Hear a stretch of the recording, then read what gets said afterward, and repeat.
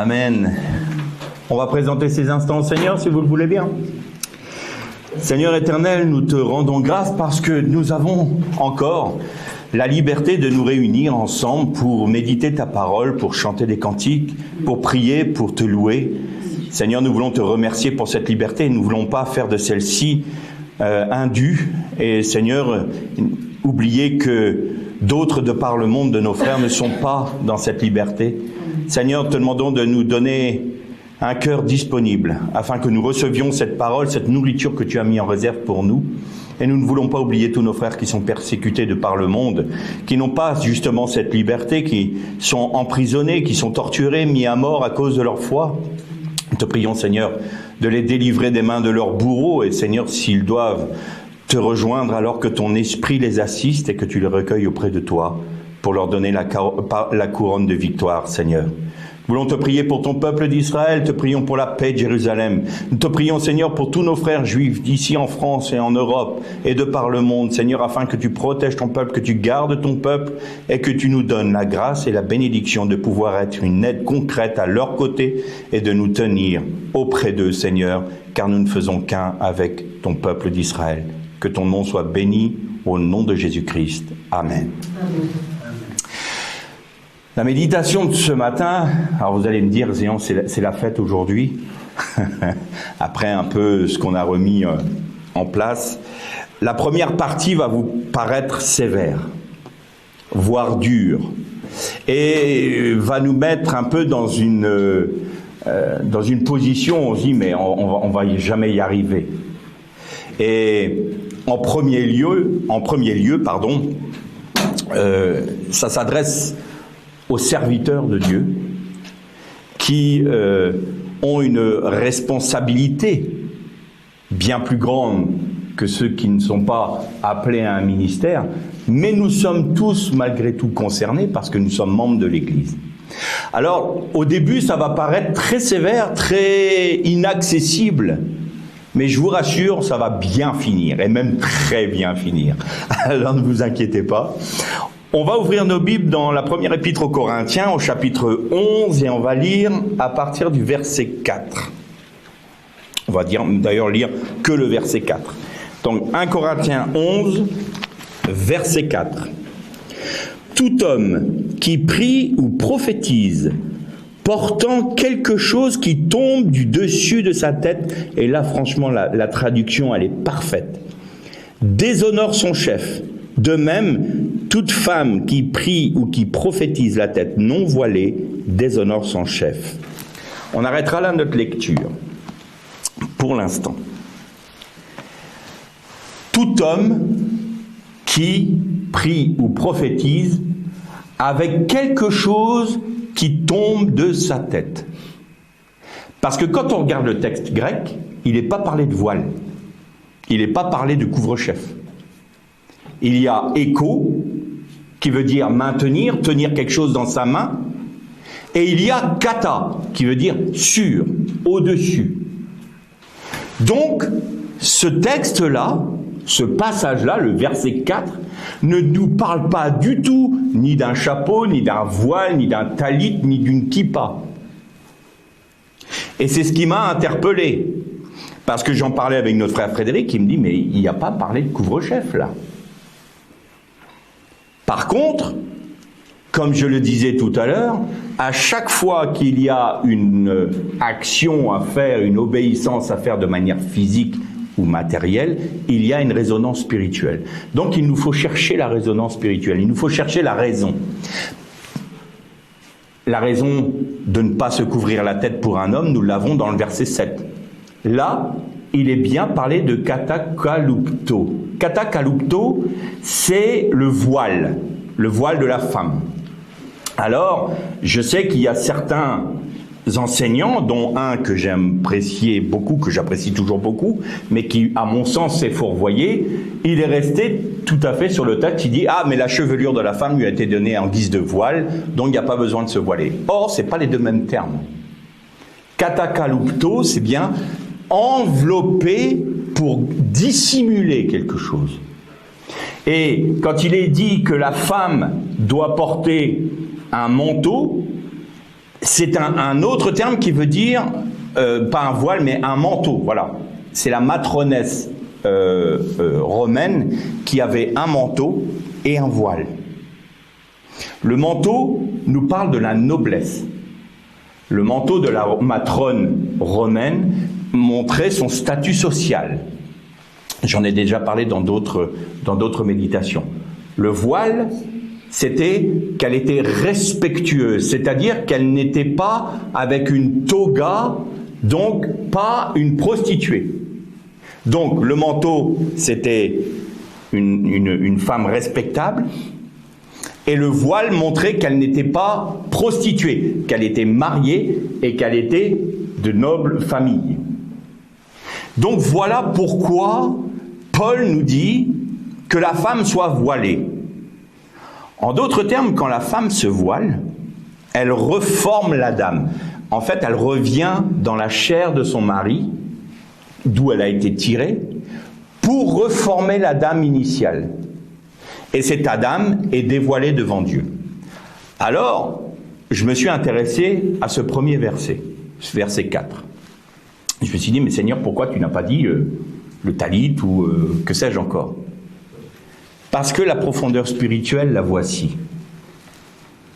C'est tout homme qui prie ou prophétise en gardant pour lui ses propres pensées, ses propres sentiments, ses propres émotions, parce que écho veut dire aussi maintenir ses émotions. Et qui veut agir selon ses propres pensées, donc selon sa chair, déshonore son chef. Et qu'est-ce que fait l'homme pour montrer qu'il est soumis à Dieu? Il ne voile pas sa tête pour dire « Rien de ma pensée ne doit passer, rien de ma nature charnelle ne doit passer, je ne veux pas agir selon mes propres raisonnements et mes propres pensées. » Bon, là quand on dit « Oui, c'est très bien, seulement », maintenant on se pose la question. Toutes les fois dans l'Église où j'ai parlé selon mes émotions, où j'ai parlé selon mes pensées, où j'ai parlé selon mes sentiments, j'ai déshonoré mon chef, donc Christ. Et là, on a un sentiment de vertige, parce que combien de fois, même moi dans des prédications, ça m'est arrivé de laisser passer un peu du Philippe. Hein, je vous donne un exemple concret, comme ça au moins. Quand je dis c'est à prendre ou à laisser, ou comment je ne sais plus quelle expression j'ai dit, s'appelait ou s'appelait pas, c'est le même tarif, ça c'est du Philippe de Houx. Hein. Donc vous voyez qu'il y a des moments, et là tout d'un coup on se dit « Oh !» Et la traduction qui est là dans la Sterne est excellente, qui dit « qui tombe de la tête », de sa propre tête, c'est-à-dire j'agis selon mes propres pensées. Je ne veux pas de Dieu. Alors on ne va pas le dire explicitement, mais implicitement, quand on fait sa propre volonté, tiens, j'en ai rêvé la nuit, on va le faire maintenant dans l'église. C'est pour ça que dans l'église, il y a un tel désordre. Et vous voyez, on n'est pas exempt nous-mêmes. Et là, on peut se dire, mais Seigneur, c'est pas possible. Il y a des moments, c'est moi qui passe, il y a des moments, c'est mes pensées, c'est mes raisonnements. Comment est-ce que je peux y arriver? Et puis, le Seigneur a enfoncé le clou.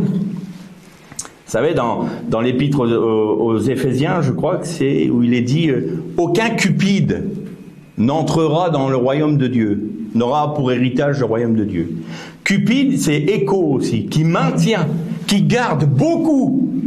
C'est exactement ça. Le mot qui veut dire cupide, c'est qui garde beaucoup pour lui, qui garde beaucoup de lui, de sa chair, de sa pensée. Donc celui qui va agir dans l'Église en voulant garder sa propre vie, en voulant garder ses propres pensées, en voulant garder ses propres sentiments, déshonore le Seigneur.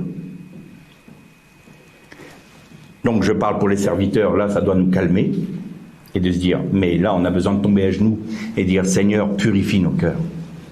Et nous inciter à nous prosterner devant Dieu et dire Seigneur, nous te remettons notre vie.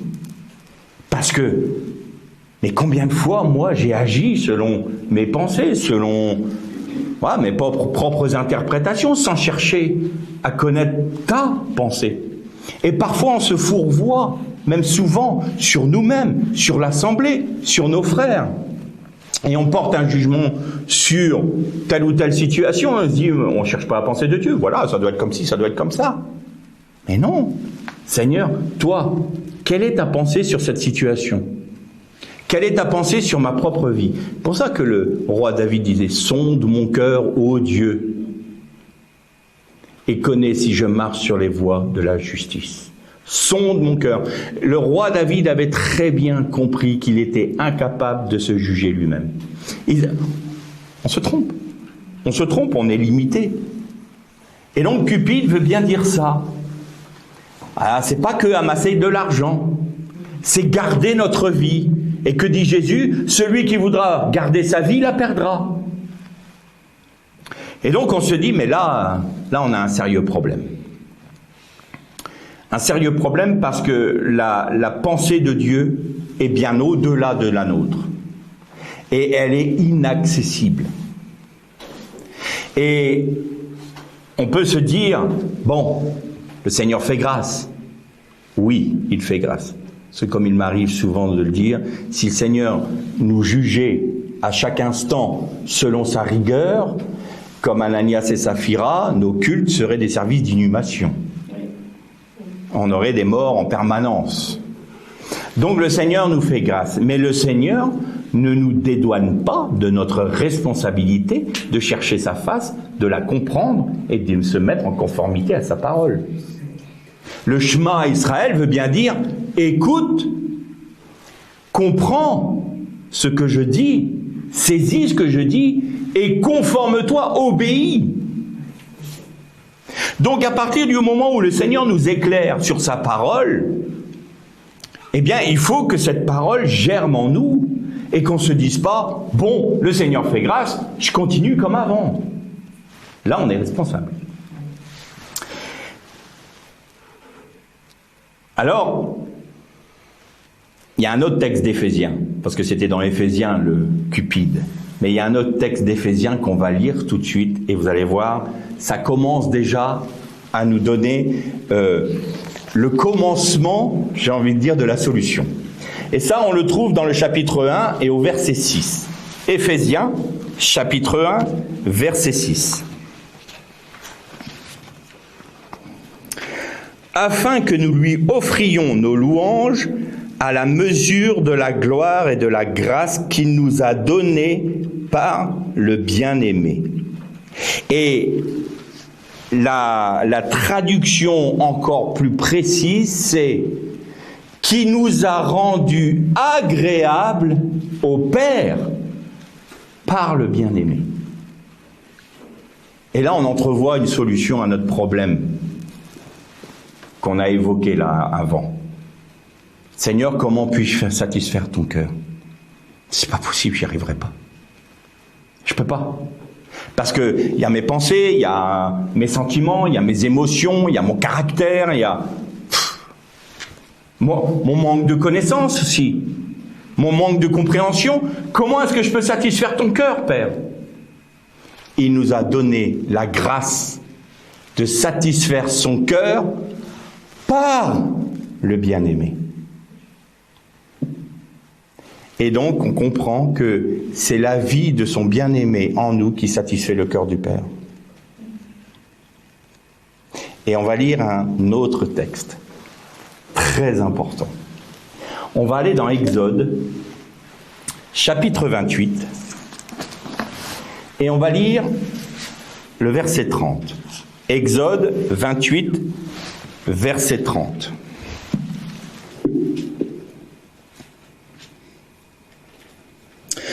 Tu mettras l'Urim et le Thummim dans le pectoral du jugement. Ils seront sur le cœur d'Aaron lorsqu'il entrera dans la présence d'Adonai. Ainsi, Aaron aura toujours sur son cœur le moyen de prendre des décisions pour le peuple d'Israël lorsqu'il sera en présence d'Adonai. Alors ça, ce texte, il est magnifique. Sur le pectoral du jugement, vous avez noté ? C'est le pectoral du jugement. Donc, il y a les 12 pierres qui représentent les 12 tribus d'Israël. Et il y a une tribu, c'est rare parce qu'on ne la voit jamais autrement, qui s'appelle la tribu de Joseph, de Yosef. Et dans cette tribu-là, il y en a deux. Il y a Ménaché et il y a Éphraïm. Et on vient de finir la série sur le Mashiach ben Yosef, Mashiach ben David. On voit qui est Ménaché, on voit qui est Éphraïm.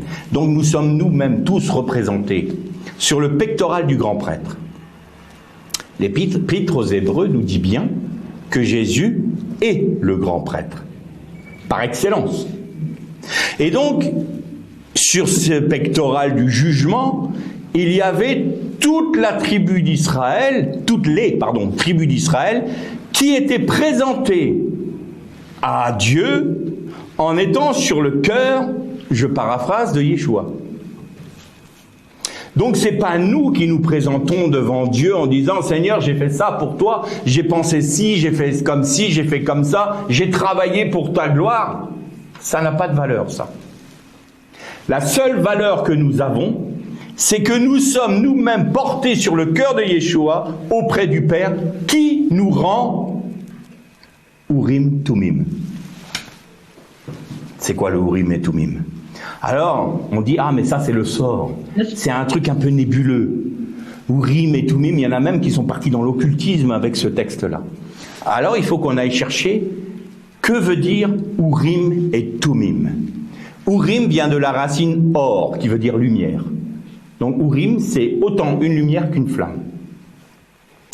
Et le Urim et le Tumim étaient dans un petit sac qui était accroché au pectoral du grand prêtre.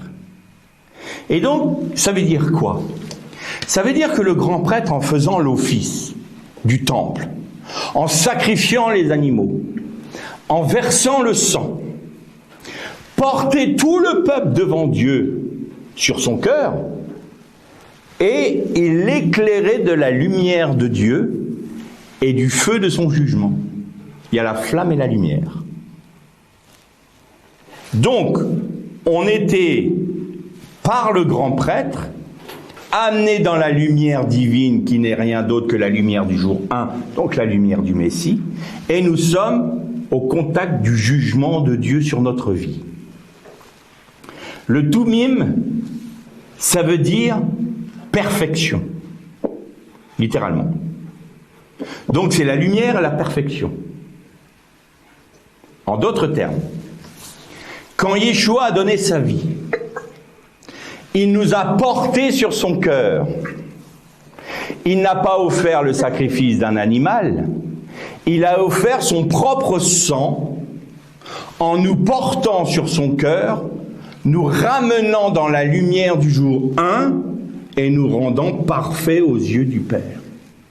Et là, nous avons exactement le texte aux Éphésiens qui nous dit « Il nous a fait la grâce d'être rendus agréables au Père par le bien-aimé. » En d'autres termes, en Yeshua, nous avons le Urim Tumim.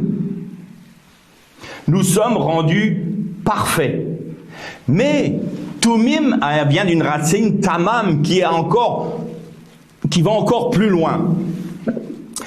Ça veut dire expier. Donc, nos péchés sont expiés. Ça veut dire amasser. Donc, Dieu nous amasse. Jésus, en faisant ça, amasse son peuple, son épouse. Il nous a achevés. Nous sommes dans un accomplissement. Ça, c'est Tamam. Nous sommes donc accomplis, achevés, parfaits, éclairés et jugés. Mais comme nous sommes sur le cœur de Yeshua, eh bien son sang nous sauve du jugement. Donc le jugement se retire de nous, et il reste quoi? La lumière, la perfection, l'accomplissement. On est achevé, on est amassé, et il y a un dernier terme qui est merveilleux dans Tamam, c'est éternel. C'est pour l'éternité. Voilà ce que Yeshua fait. Alors, évidemment, maintenant, nous sommes au contact de ce texte. Tout homme qui prie ou prophétise la tête couverte, c'est-à-dire la tête qui accepte de garder ses propres pensées, ses propres sentiments, ses propres interprétations, déshonore son chef. Et déshonorer, c'est grave comme mot. Parce que ce terme-là veut dire défigurer, déshonore, rend moche, rend impur. En clair, on défigure Jésus. Qu'est-ce qui a défiguré Jésus? Le fouet romain, la couronne d'épines, les clous. Mais en d'autres termes, on fait quoi là? On recrucifie Jésus. Ça, c'est déshonorer son chef. Alors, mes frères serviteurs, il faut qu'on soit sérieux devant Dieu. Parce que si nous sommes purifiés, si nous sommes à la lumière du Christ en Jésus, si nous sommes portés sur son cœur, nous avons tout de même une immense responsabilité. Seigneur, non pas ma volonté, mais ta volonté. Non pas mes pensées, mais ta pensée. Révèle-moi, ô Dieu, tes pensées. Donne-moi. On peut se tromper. On peut se tromper. C'est pour ça que le sang de Jésus a coulé. Mais quand le Seigneur nous révèle quelque chose, on ne s'entête pas. On ne reste pas dans cette ancienne position qui dit « Ah, on a toujours fait comme ça, on continue ». Autrement, on déshonore, c'est-à-dire on recrucifie, on reflagelle Jésus. Et c'est la même chose pour la femme. La femme, si elle n'accepte pas de porter sur elle la marque de l'autorité dont elle dépend, elle défigure quoi? La dame. Et en défigurant la dame, elle rend cette Adam impure devant Dieu. Vous voyez que c'est pas simplement on met un voile, on enlève un voile, on fait ceci, on fait cela. C'est beaucoup plus profond que ça. Ça touche à la gouvernance de Dieu, à l'autorité de Dieu, à l'honneur de Dieu et à l'honneur de son Messie. Donc quand la femme accepte de porter sur elle la marque de l'autorité dont elle dépend, elle reforme la dame. Mais elle dit aussi à son mari ou aux frères de l'Église, attention, vous cherchez la face de Dieu pour conduire l'assemblée. Parce qu'autrement, ce que je fais moi n'a pas de valeur pour vous. Mon obéissance ne vous dédouane pas de la vôtre. Donc c'est pas la femme est un sous-être. Loin de là. La femme est vraiment une aide pour nous maintenir dans une position de soumission à notre chef qui est Jésus-Christ. Et quand la femme porte le voile dans la salle, elle rappelle aux anciens de l'Église, attention, c'est pas vos pensées qui nous intéressent, c'est pas vos émotions, c'est pas vos sentiments, c'est pas votre caractère, on n'en a que faire nous de votre caractère. Ce qu'on veut, c'est le caractère du Christ. Ce qu'on veut, c'est la pensée du Christ. Ce qu'on veut, c'est obéir à Christ. Vous en êtes où, vous, les frères? Vous voyez la responsabilité. Donc, on est responsable. On se dit, Seigneur, voilà ce que moi je pense de telle situation. Voilà comment, dans mon intellect, j'analyse cette situation. Ce que je te demande, Père, c'est de me révéler ta pensée à toi. Si je me trompe, corrige-moi. Si je ne me trompe pas, donne-moi la conviction que c'est bien ta pensée. C'est ce que je disais tout à l'heure. Quand j'ai vu quelque chose qui n'allait pas dans notre assemblée, j'ai demandé au Seigneur de me donner, par sa parole, une confirmation. Il l'a donnée. Mais je ne suis pas parti du principe que parce que moi j'avais cette impression-là, c'était automatiquement la pensée de Dieu. Autre chose en plus. Je vais voir les frères. Nous allons voir les frères. Voilà ce que j'ai vu. Vous avez vu la même chose? Vous pensez la même chose? Parce que la corde à 3 brins est plus solide que celle à un seul brin. Ça veut dire quoi? Ça veut dire que c'est pas parce qu'il y a un pasteur ou un général en chef de l'Église ou un petit pape qui a décidé qu'il a forcément raison. Il peut se tromper aussi. Donc il doit chercher la pensée des frères, il doit en parler à l'Assemblée, voir si l'Assemblée est d'accord. C'est pas une démocratie non plus. Parfois il y a des frères ou des sœurs dans l'Église qui vont rester et demeureront charnels. Il est évident qu'on va pas écouter. Moi j'ai décidé de faire, je sais pas moi, des concerts rock. Chez nous ça marchera pas. Parce que ça je vois pas dans la Bible. Ou on a décidé que le baptême ça ferait 3 gouttes sur le front. Non. Baptizo, c'est plonger, immerger, c'est tout. Donc on a la Bible, mais on a aussi le Saint-Esprit dans nos cœurs, dans nos esprits. Et on doit chercher là. Et donc il faut chercher la pensée de Dieu avec nos frères et tout. Mais une fois que le Seigneur nous a confirmé que sa pensée était celle qu'il nous a montrée, on s'y engage. Mais on s'y engage sérieusement. Dans une action d'obéissance collective ou dans une action d'obéissance personnelle si c'est un serviteur qui est repris. Ça m'est arrivé ces derniers jours d'ailleurs, où je me leurrais sur moi-même et quand le Seigneur a ouvert mes yeux, je suis tombé de ma chaise, quoi. Et j'ai dit, mais Seigneur, c'est pas possible, je ne pouvais pas t'aveugler à ce point-là. Ben si. Et là, j'ai dit, ouais, Seigneur, moi je ne me fie plus du tout à ce que je pense. Plus du tout. Parce que je me trompe. Alors Seigneur, corrige-moi, sonde mon cœur. Si nous sommes tous dans cette position-là, que ce soit serviteur ou membre de l'Assemblée, mais membre de l'Assemblée, c'est aussi serviteur. Vous avez des dons que le Seigneur vous... Alors, ils sont peut-être pas encore révélés là au grand jour, mais vous les avez. Le Seigneur, il vous les a donnés. C'est la part du Christ qui est en vous, donc ça, vous l'avez. C'est pas un don que vous aurez dans le futur. Vous l'avez, cette vie du Christ est en vous. Maintenant, il faut chercher à ce qu'elle s'exprime dans l'Assemblée pour le bien et l'édification de tous. Donc ne vous sentez pas au fond de la salle, là, oh non, moi je vais juste prier, Non, Christ est en toi. Et il veut se révéler aux autres. Il veut sortir de toi pour édifier les autres. Tout comme un serviteur qui va prêcher, un prophète, c'est la même chose. C'est la même chose. Donc à partir de ce moment-là, si nous sommes dans cette position, Seigneur, non pas ma pensée, mais ta pensée. Révèle-moi, sonde mon cœur, montre-moi quelle est ta volonté.